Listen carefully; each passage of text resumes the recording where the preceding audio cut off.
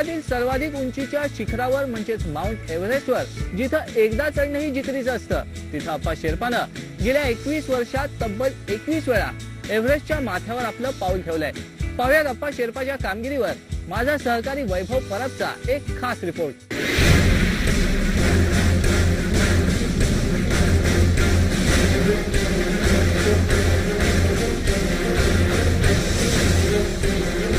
Mount Everest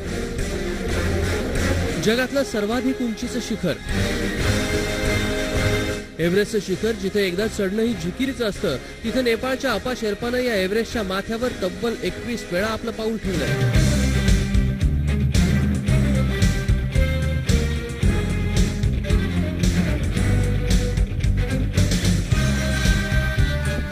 संमेलनाच्या निमित्तानं शेर्पानं नुकतीच मुंबईला भेट दिली. पोद्दार कॉलेजच्या स्पोर्ट्स क्लाइम्बिंग वॉलच्या उद्घाटन प्रसंगी अप्पा शेर्पाचं कौशल्यही पाहायला मिळालं.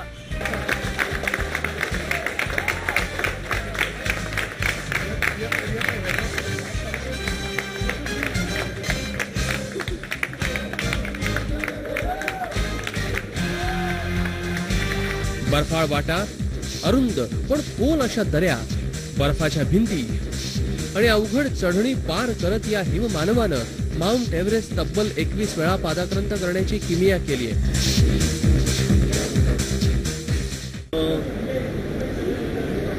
So this is my 21 times, but we have to establish. Start from the base.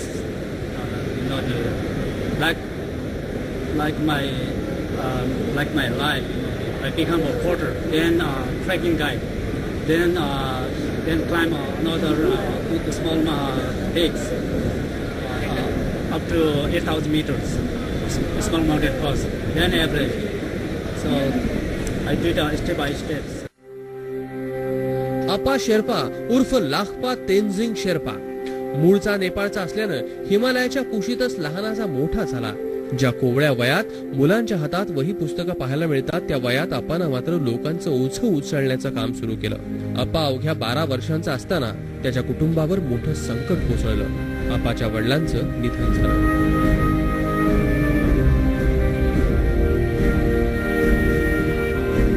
त्यामुळे उदरनिर्वाहाचं साधन म्हणून अप्पा माउंटेनिअरिंग कडे वळला.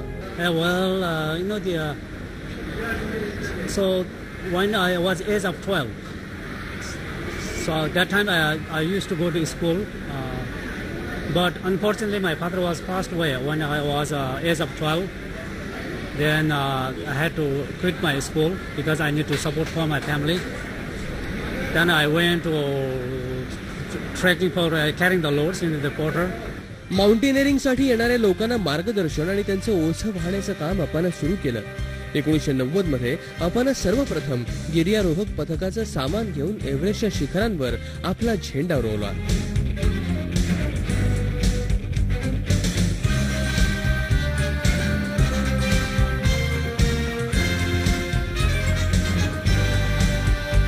त्यानंतर त्याला कोरियन आणि अमेरिकन गिर्यारोहकही आपल्या मार्गदर्शनासाठी बोलवू लागले आणि इथंच खऱ्या अर्थानं सुरू झाला अप्पा शेर्पाचा प्रवास.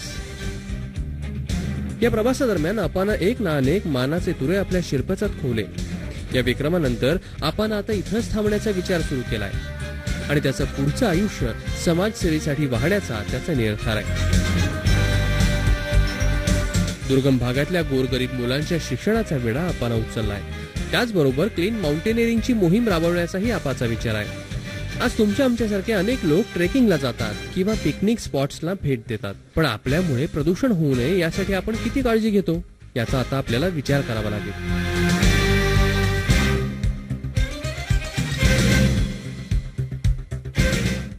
अप्पा शरीरयष्टीने जरी लहान दिसत असला तरी त्याच्यात असणारी जिद्द, चिकाटी आणि जगण्याची उमेद खरोखरच कौतुकास्पद म्हणावी लागेल. तब्बल 21 वेळा माउंट एव्हरेस्ट सर करणाऱ्या अप्पाला स्टार माझाचा सलाम. कॅमेरा पर्सन रुपेशसह वैभव परब, स्टार माझा, मुंबई. खेळ माझाच्या पुढच्या भागात आपण पाहणार आहोत ती मार्क इंग्लिशची कहाणी. त्यासाठी तुम्ही पाहत राहा स्टार माझा. दुंदुभी निनादल्या, नौबती कडाडल्या, दश दिशा धडाडल्या, केसरी गुहे समीप मत्त हत्ती चालला, मत्त हत्ती चालला मत्त हत्ती चालला मागणीय देशः सतुर्णी साथ देवनी प्रलय काल तो प्रचंड खान निघे तेथुनी भादरली धरणी व्योम शेष ही शहारला केसरी गुहे समीप मत्त हत्ती चालला मत्त हत्ती चालला मत्त हत्ती चालला.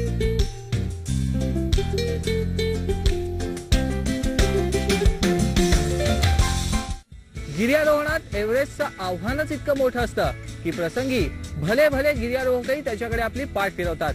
मात्र आप्पा शेर्पा आणि मार्क इंग्लिश सारख्या गिर्यारोहकांची जिद्दच इतकी मोठी असते की साक्षात एव्हरेस्टही त्यांच्या समोर नतमस्तक होतो. पाहूया दोन कृत्रिम पायनीशी एव्हरेस्ट सर करणारा गिर्यारोहक मार्क इंग्लिशची कहाणी माझी सहकारी जान्हवी मुळेच्या या खास रिपोर्ट मधून.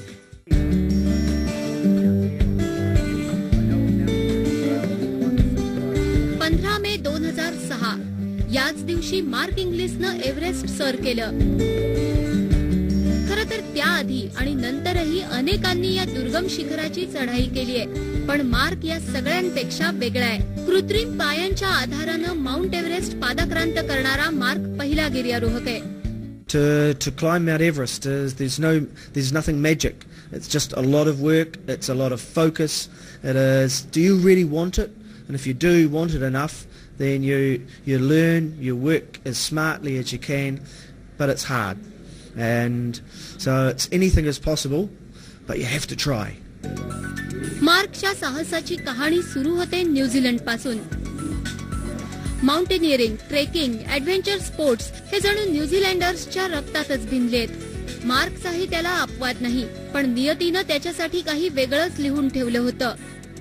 न्यूझीलंडच्या माउंट कुक नॅशनल पार्क मध्ये बचाव पथकासाठी मार्क काम करायचा. पण 1982च्या नोव्हेंबर महिन्यात तो स्वतःच बर्फाच्या वादळात सापडला. मार्क आणि त्याचा सहकारी फिलिप एका छोट्याशा गुहेत अडकून पडले. तब्बल 13 दिवसांनी त्यांची सुटका झाली, पण हिमदंशामुळे दोघांचे पाय गोठून गेले होते. मार्कला आपले दोन्ही पाय गमवावे लागले. त्या परिस्थितीतही त्याची प्रतिक्रिया होती, ठीक आहे, आता मला कधीच हिमदंश होणार नाही. अर्थातच मार्कचा गिर्यारोहणाचा छंद सुटला नाही. कृत्रिम पायांवर मार्क उभा राहिला. मग त्यानं गिर्यारोहणासाठी खास पाय तयार करून घेतले. याच कृत्रिम पायांवर मार्कनं माउंट कुक पुन्हा सर केला आणि तिथेच पुढचं लक्ष्य ठरवलं, माउंट एव्हरेस्ट. एव्हरेस्टवर पहिली यशस्वी चढाई करणारे सर एडमंड हिलरी मार्कच्या न्यूझीलंडचेच. त्यांच्यासारखं एव्हरेस्ट गाठायचं हे न्यूझीलंडच्या अनेक गिर्यारोहकांप्रमाणेच मार्कचंही स्वप्न होतं. My real inspiration is actually all those disabled people that get on with life, you know, that live in some very difficult places, but they get up every morning and they strive to have a job. You know, they are the people that really inspire me.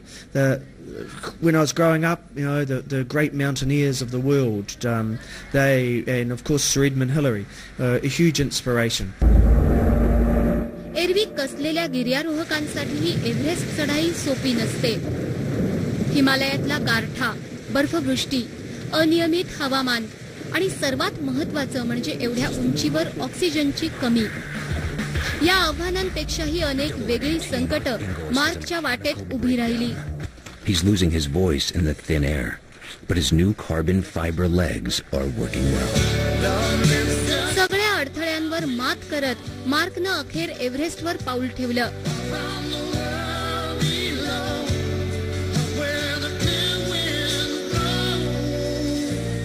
When you get in the really tough positions, the thing you understand is that if you give up, nothing good will ever happen, and so you must always keep on trying. फक्त गिर्यारोहक म्हणूनच नाही, तर एक trekking guide, जीववैज्ञानिक, wine maker, व्यवसाय संशोधक अशी मार्कनं स्वतःची वेगळी ओळख निर्माण केली आहे. I think your experience in mountains helps you in every facet of your life. You know, I'm a qualified scientist. I'm a world-awarded winemaker, and all these things, they take focus. You know, they take the ability to go into new things, go into new areas, and they're all the things you learn from mountaineering. Mount cook वरच्या गुंफेतले ते अवघड 13 दिवस आणि Everest चढाईनं मार्कला बरंच काही शिकवलं. गिरीमित्र संमेलनात मार्कचे ते अनुभव ऐकताना प्रेक्षक अगदी भारावून गेले होते. Those who risk going too far can possibly find out how far they can go.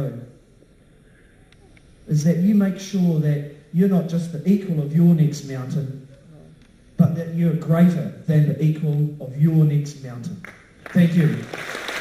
असं म्हणतात की ॲटिट्यूड डिसाइड्स अल्टिट्यूड. तुमचे विचार, तुमची इच्छाशक्ती ठरवत असते की तुम्ही कोणती उंची गाठणार. मार्क इंग्लिशकडे पाहिलं की याची खात्रीच पटते. केवळ प्रबळ इच्छाशक्तीच्या जोरावरच मार्कनं एव्हरेस्ट सर केलं. फक्त गिर्यारोहकांसाठीच नाही तर तुम्हा आम्हा सर्वांसाठीच मार्कचा हा प्रवास प्रेरणादायी ठरलाय. जान्हवी मुळे, स्टार माझा, मुंबई. खेळ माझामध्ये आज इथे थांबूया, परंतु देश विदेशातल्या इतरही घडामोडी जाणून घेण्यासाठी तुम्ही पाहत रहा स्टार माझा.